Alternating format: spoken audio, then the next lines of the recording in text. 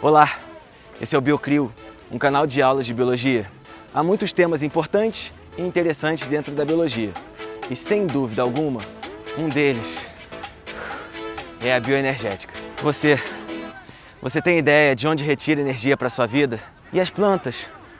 Como conseguem energia para viver? Se você acha que as respostas para essas duas perguntas são muito diferentes, então vem com a gente.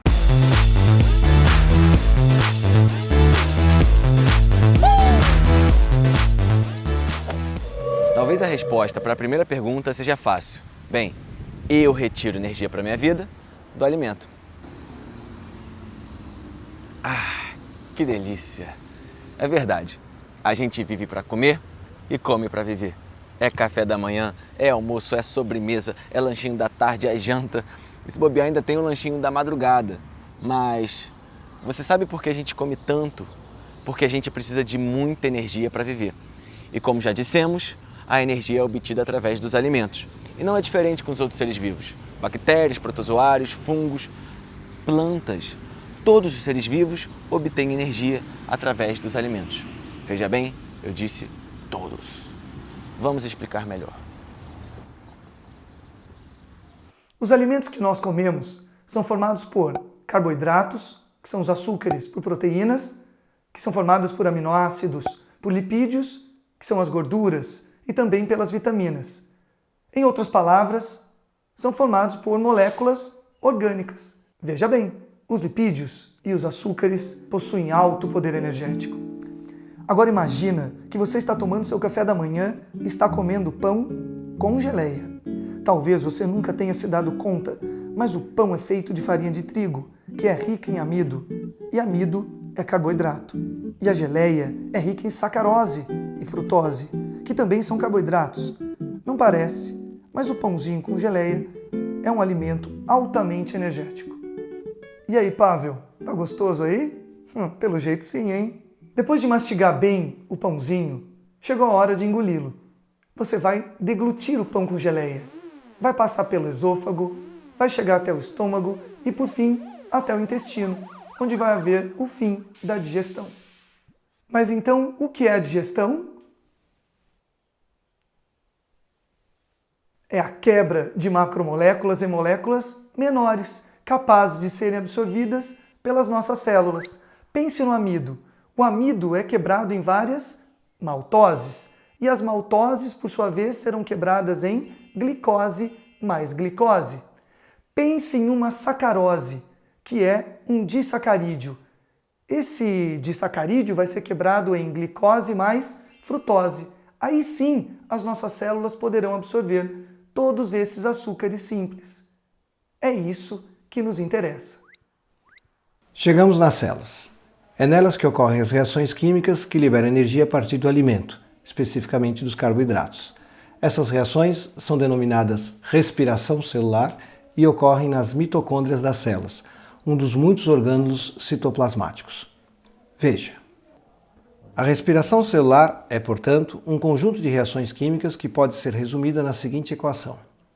Glicose mais oxigênio produzem gás carbônico, água e energia. Observe que o rendimento energético é de 36 ATPs. Na respiração, a reação depende da presença de oxigênio, por isso dizemos que o processo é aeróbio ou aeróbico. Como dissemos há pouco, essas reações ocorrem nas mitocôndrias da célula, tanto animal quanto vegetal. É isso mesmo, mitocôndria é um orgânulo que eu encontro nas células animais e vegetais. As plantas conseguem energia da mesma forma que você. Se animais e plantas respiram e assim conseguem energia para a vida, então qual é a diferença entre eles? A diferença está em como cada um deles consegue o alimento. Os animais caçam, isto é, se alimentam de outro organismo. Já as plantas produzem o alimento que precisam.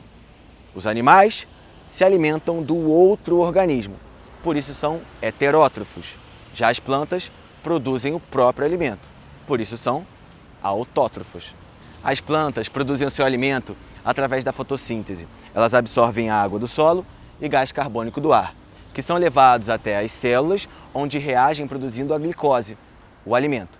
Essas reações dependem da energia luminosa e o oxigênio formado é liberado para a atmosfera.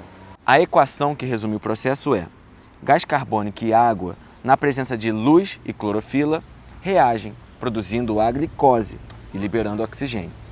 Esta reação ocorre nas células vegetais, mais precisamente nos cloroplastos, um orgânulo de cor verde devido à presença da clorofila. A clorofila é muito importante, uma vez que ela é responsável pela absorção da energia luminosa, que será usada na produção da glicose. A conclusão é simples. Nós, animais, apenas respiramos. Nós vamos à caça, abrimos a geladeira, pegamos o alimento, digerimos e depois absorvemos as moléculas orgânicas, que são utilizadas pelas mitocôndrias para fazer o quê? A respiração celular. E as plantas? As plantas produzem o próprio alimento e depois essas moléculas orgânicas produzidas são utilizadas pelas mitocôndrias das células vegetais para fazer o quê? A respiração celular, do mesmo modo que nós também realizamos.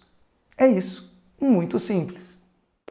Para finalizar esta aula, é preciso lembrar que alguns micro-organismos, como fungos e bactérias, realizam um processo mais simples do que a respiração para obter energia. Este processo é denominado fermentação. Veja a equação. Neste caso, como você observa, a glicose, quando fermentada, produz álcool etílico, gás carbônico, liberando energia. E o rendimento é de apenas 2 ATPs. Observe que, como na respiração, a fonte de energia para o processo é o alimento. Em segundo lugar, este é um processo anaeróbio ou anaeróbico, isto é, ocorre sem a participação do oxigênio. E em terceiro lugar, o rendimento energético é de apenas 2 ATPs. Outro aspecto importante é que estas reações de fermentação ocorrem no citoplasma da célula. Na reação que você acabou de ver, um dos produtos formados é o álcool etílico. Por isso, este tipo de fermentação é chamado de fermentação alcoólica. Há outros tipos de fermentação, dependendo do produto formado. Quando é o álcool etílico, falamos em fermentação alcoólica. Quando é o ácido acético, falamos em fermentação acética. E quando é o ácido lático, fermentação lática. Como vimos, a fermentação é um processo que muitos micro-organismos usam para obter energia. Há muito tempo, o ser humano percebeu que poderia usar isso na indústria, para a produção de combustível, de alimentos e bebidas alcoólicas. Santé!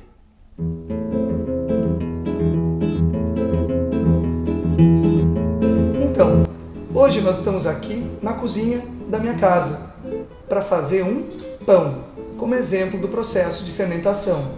E eu trouxe para nós alguns ingredientes aqui.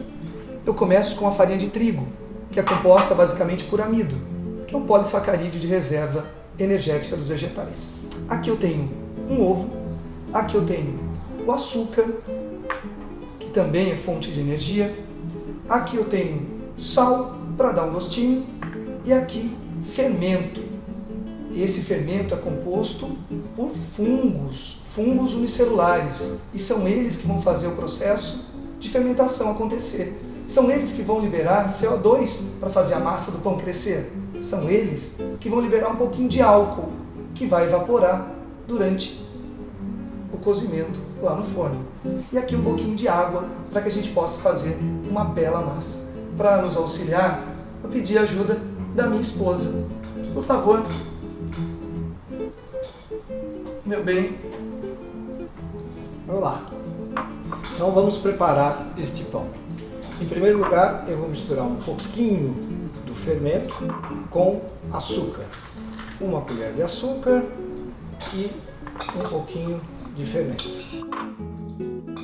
Agora a gente vai misturar isso aqui até isso aqui ficar uma massa.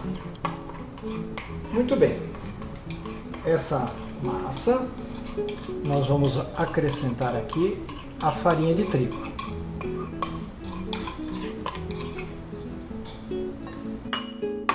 Acrescentamos agora o ovo,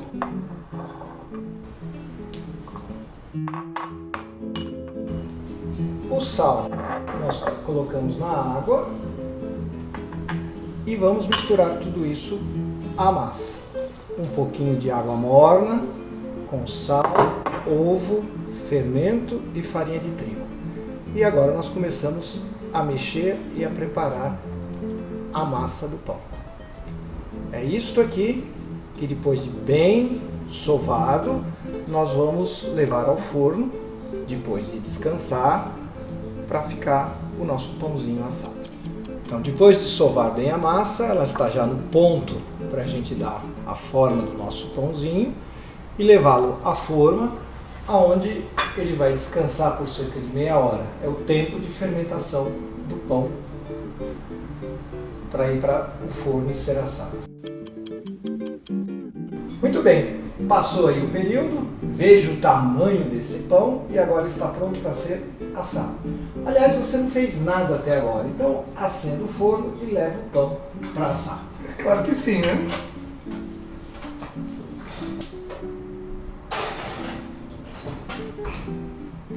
Pronto, agora é só esperar. Só esperar.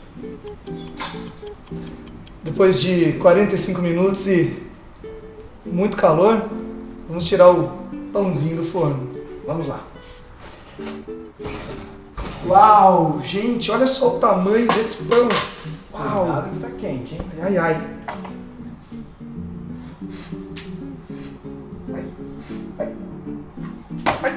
Ai, ai, ai. Deve estar uma delícia.